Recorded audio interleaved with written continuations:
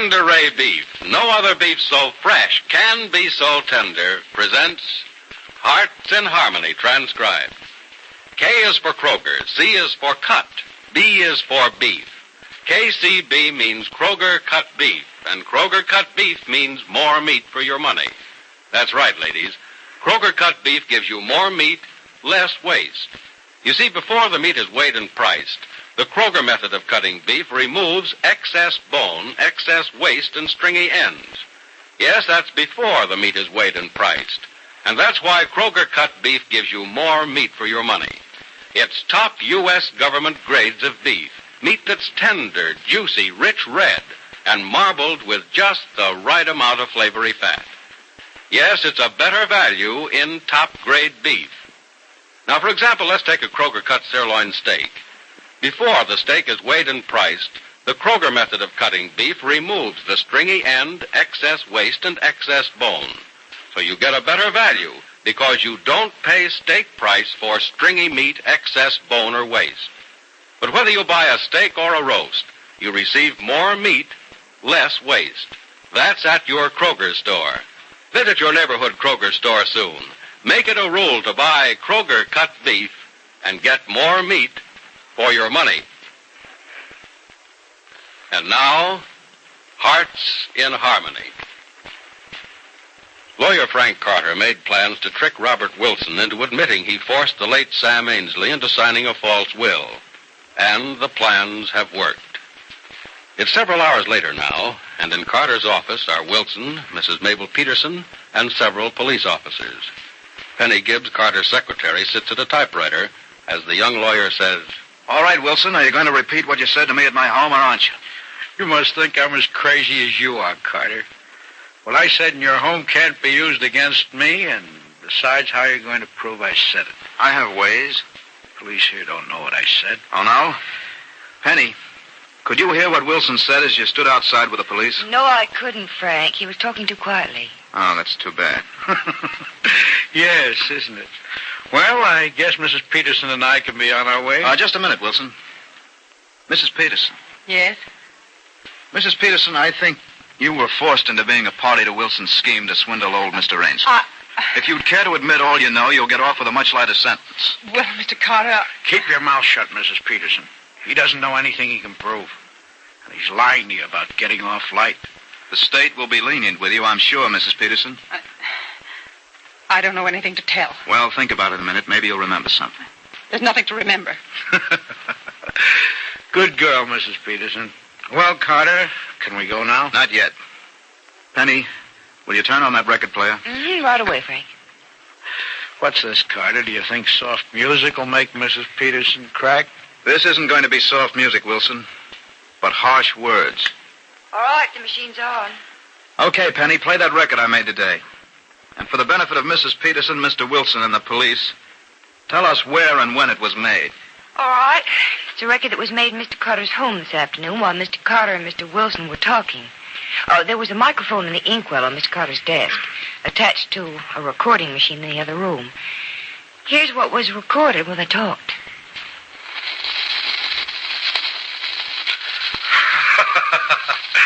How'd you like to make more money for yourself, Mr. Adams? I do well enough as it is. But two of us working together might make 4 times as much money. You want to remain legitimate, don't you? I have a little surprise for you, too, Mr. Adams. I wanted you to give me money for my own personal use, not for any orphans' home. I don't believe it. You're working for a legitimate My cause. credentials are forgeries, Mr. Adams. What? Believe me, I'm an old hand at this sort of thing. I could be a big help to you. I'd have to make sure you've had experience. I can name names. Names don't mean anything to me. No? You remember Sam Ainsley? Vaguely. Well, he signed over $10,000 to me because I forced him into it, Mr. Adams. Yes, I think I do remember something about that. His widow was cut off without a cent. Only because I forced Ainsley to sign a new will, and then I destroyed the one that left everything to her. Oh, I could name others too, Mr. Adams. I wish you wouldn't call me Adams, Mr. Wilson. What? What did you call me? Wilson, that's your name, isn't it? It's not Wilson Roberts, as you say. It's Robert Wilson. What makes you think so? Because my name is Carter, Frank Carter, and you don't reach for your gun, Mr. I guess that's where the police came in and you turned off the recording machine, Frank. That's it, Penny. Turn off the player now, will you? Yeah, I will. All right, Wilson. Maybe the police didn't hear what you said to me while they were waiting outside my house, but they certainly heard it now. You're a lot smarter than you look, Carter. I hope so. Well, Mrs. Peterson, do you want to talk to me now? Will they be lenient with me if I do? I'm sure of it. Never mind, Mrs. Peterson. I'll talk. I might as well. And I'll admit I forced you to help me. I don't know if that'll really do you any good. Just a minute, Wilson. Penny, I want you to type this out as Wilson talks. Yeah, I'm ready any time, Frank. All right, Wilson, let's have it. Slowly. Okay. I wrote the will for Sam Ainsley, turning his $10,000 over to the Laravale Research Company. Was there any such company, Wilson? In name only. Actually, I kept the money for myself. With Mrs. Peterson's help, I got Ainsley to sign the will the day he died. He was so sick he didn't know what he was signing. Then, at my instructions, Mrs. Peterson got Ainsley to produce his original will, which she turned over to me and I destroyed. What did Mrs. Peterson get out of this? Nothing. I offered her $1,000 for her assistance, but she wouldn't take it and I didn't argue with it. Why did Mrs. Peterson allow herself to become a party to this swindle? I knew something about her past. I threatened to tell what I knew unless she'd do what I asked her to do. She wanted no part of my plan, believe me. But she had to go along with it. Anything else you want to know? I want to know a lot more. I want the names of the other people you've swindled, and I want to know how much money you have in the bank. Penny, you getting all this? Yes, I am. Go ahead, Wilson. What about money? I know what you're getting at. Where I'm going, I won't need money, will I? Yes. I've got money in the bank. Plenty of it. Maybe not enough to pay back everybody in full, but Mrs. Ainsley and the others should be able to get back 65 to 70 cents on the dollar. That ought to make them happier than getting back nothing at all. Oh, golly, this is a nice restaurant since they've redecorated it. Has it been redecorated, Penny? Mm-hmm. I thought it was not. No, Fred. It's been here as long as I can remember. Only it was getting a little run down with age until the new management took it over. Well, frankly, I don't care much about the looks of a place as long as the food's good. I think it is. How about you? It's terrific. Glad you suggested it. I've always eaten much nearer the office. Oh, that's because you've been so busy. And I think I'm going to be busier. When Wilson in his confession made the front page of this evening's paper, I think I made a name for myself. I called home before I drove over to get you, and Mother says the phone's been ringing for hours. Clients or congratulations? Both. Penny, we're going to have a busy office starting tomorrow morning. You'll be there early, won't you? You bet I will. But I thought you wanted me to stop by and see Mrs. Ainsley and explain that she'll get most of the money back. Well, I thought we might do that this evening. Both of us, that is, unless you have a date. No, I don't have a date. Well, I'm surprised. Why? Well, for obvious reasons. You're an extremely attractive girl, Penny. Well, thank you. Did this dinner engagement force you to call off a date? No, Frank, there was no date. I can't understand it. There's just one person, Frank. Oh. And there always will be just one. Please, I think you misunderstood my reasons for asking. It was merely curiosity. I mean, it just didn't seem possible that so much charm could go unappreciated. I know that's the only reason you asked. Well, believe me, it was. Well, tell me, what's the fellow like? Oh, golly, I'm not sure I could describe him. I'm kind of prejudiced. I think you'll be fairly honest about him. Is he rich, poor, somewhere in between? Rich, very rich. Well, good for you. Now, I'm never going to be too proud to fall in love with a rich girl if a rich girl comes along. And if I fall in love with her... If you're in love, Frank, it doesn't matter whether the person's rich or poor. I know that. But it sure helps when it comes time to pay the bills. That is, if you've ever had any experience paying bills. You bet I have. Well, what's the guy's name? Barry Carlton. Well, what's the for? $100 million or so. No, I don't know how much money he has. I doubt if he does either. Look, Penny, I'm a little embarrassed. I can't understand now why you came to work for me or can afford to spend time with me. Frank, it's a very long story, and I'm sure you don't want to hear all about it.